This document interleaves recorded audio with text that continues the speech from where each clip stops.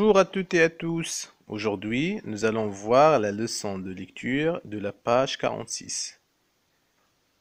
Les objectifs de cette leçon sont reconnaître la nouvelle et dégager les caractéristiques de ce genre de récit. Le titre de ce texte est La punition. Ce texte est tiré de Le Jardin des mots de son auteur Karima Lahlali. Comme vous voyez, le dessin représente un professeur en train d'écrire au tableau qui se retourne étonné parce qu'il entend le bruit d'une bille qui sautille dans la salle de classe. Alors, d'après le titre et l'illustration, qui sont les personnages principaux de cette histoire? Oui, les personnages principaux sont d'abord le professeur et le narrateur, les élèves, mais aussi la bille qui est au centre de cette histoire.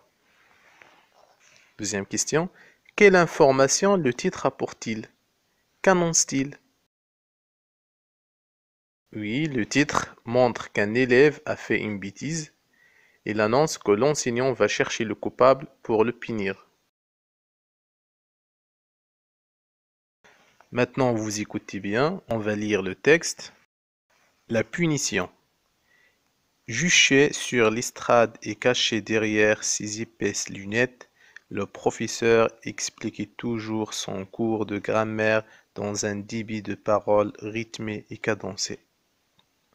Ennuyé par son discours, je promenais mon regard à travers la fenêtre auprès de laquelle je tâchais toujours de m'asseoir, auprès de maintes bousculades avec les camarades. La cour en bas s'offrait à mon regard, couverte des flaques de la pluie du matin. Celle-ci avait cessé maintenant, mais un léger crachin accompagnait les rafales de vent glacial de cette fin de décembre. Bientôt les vacances, me dis-je.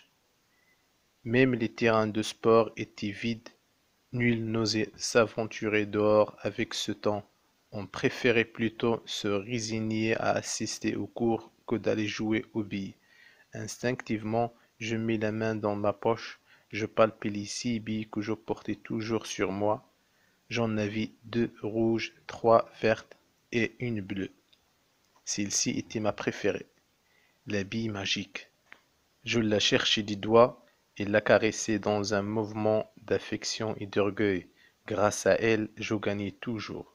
Les autres en étaient jaloux. Soudain, il m'échappa des doigts et tomba sur le sol en martelant le silence paisible de la salle.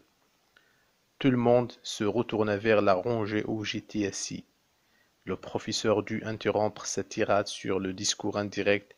Il se retourna lui aussi et suivit du regard la bille qui sautillait en ricochet sur le sol, puis quand enfin il s'immobilisa, il la ramassa et dit d'une voix claire, sans l'acquitter des yeux: « À qui est cette petite bille bleue? » Pas de réponse. J'étais sûr que toute la classe me savait propriétaire de cette bille. N'était-il pas jaloux de notre entente, elle et moi lors du jeu? Mais personne n'avait parlé. Je répète, et pour la dernière fois, à qui est cette bille? Qu'il se décide à parler, et il sera à demi pardonné. Cloué sur ma chaise, je n'osais dire un mot. Alors, il n'aura pas sa bille, je la garderai dans cette petite bibliothèque murale. Mais je vous promets que je le découvrirai. Sitôt dit, sitôt fait, il posa la bille à côté de sa petite collection géologique où gisaient des pierres de quartz, de granit et de basalte. Un murmure sourd circula dans la salle et on me lorgna des yeux. Je sais, tout le monde est heureux que je l'ai perdu. C'est un peu leur revanche. Je n'arriverai plus à réfléchir à ce qui m'arrivait, tellement tout cela me dépassait. Je n'avais pas seulement perdu la bille bleue, mais mes plus beaux souvenirs de victoire, et mon porte-bonheur bleu. Et même maintenant, il m'arrive de la regretter. Il aurait peut-être fallu que je me dénonce plutôt que de la perdre. Peut-être m'aurait-il épargné la punition. N'était-il pas mon porte-bonheur?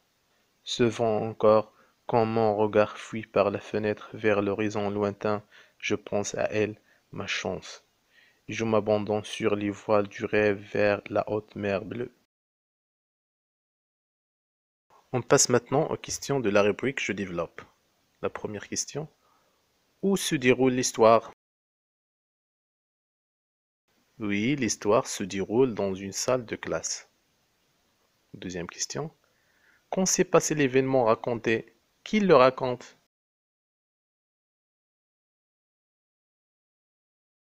Oui, l'événement n'est pas daté. On ignore donc quand cet événement s'est passé. Cet événement est raconté par le narrateur ou la narratrice, puisqu'on ne sait pas s'il s'agit d'un garçon ou d'une fille. La troisième question. Les faits relatés sont-ils vraisemblables? Oui, les faits relatés sont vraisemblables puisque tous les élèves aiment jouer aux billes. La quatrième question. Des faits semblables peuvent-ils avoir lieu dans la réalité? Oui, des faits semblables peuvent avoir lieu dans la réalité. La cinquième question. Pourquoi la bille avait-elle une telle importance? Qu'est-ce qui le montre? Aux yeux du narrateur, la bille a beaucoup d'importance. Elle est sa préférée, elle est magique, c'est son porte-bonheur, sa chance. La sixième question. Quel souvenir en a gardé le narrateur? Quel sentiment éprouve-t-il encore aujourd'hui? Oui, le narrateur en a gardé un merveilleux souvenir. Il en parle avec nostalgie. Il regrette toujours sa magnifique bille. La septième question. Quel est donc ce type de récit? À quoi peux-tu le reconnaître? Oui, ce récit est une nouvelle. Elle en a toutes les caractéristiques.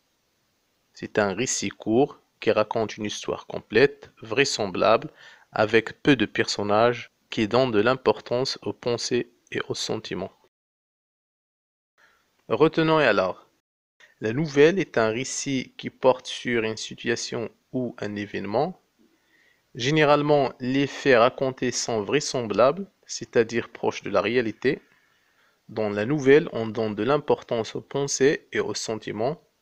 La description et les indications de temps et de lieu sont plus précises que dans le conte. Alors le texte de lecture La Punition illustre parfaitement le je retiens. Parce que l'histoire est complète, la confiscation d'une bille par un professeur, il est vraisemblable, tous les jours les enseignants confisquent aux élèves des objets qui n'ont rien à faire en classe, avec peu de personnages, le professeur, le narrateur et ses camarades, la bille, et l'histoire donne de l'importance aux pensées et aux sentiments, souvenirs nostalgiques de l'école. Maintenant, nous sommes arrivés à la dernière étape de cette leçon. J'approfondis. Compare les événements et le personnage de ce récit à ceux des récits du dossier rapporté des faits, à ceux des dossiers racontés des histoires. Quelles remarques peux-tu faire? Alors, je compare les événements et le personnage de ce récit à ceux des récits du dossier rapporté des faits. Dans le dossier rapporté des faits, les faits sont réels. Ici, on ignore si l'histoire est réelle, mais on peut dire qu'elle est vraisemblable. Quant au personnage du récit, c'est un enfant ordinaire. Il aime jouer aux billes, qui vit une situation banale. Il assiste à un cours de grammaire. Contrairement aux personnages du dossier rapporté des faits, qui sont soit bizarres, extravagants, comme celui d'un nom de mythisme, soit historiques, Moulay Idriss Ier, soit placés dans une situation peu commune, inhabituelle, atelier vidéo. Maintenant à ceux des dossiers raconter des histoires.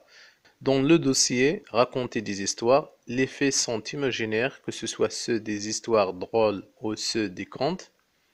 Ici, les faits sont peut-être imaginaires. On ignore si le narrateur a réellement vécu cette histoire, mais à la différence des personnages des autres histoires, l'enfant de la punition a pu exister tant l'histoire a un caractère vraisemblable.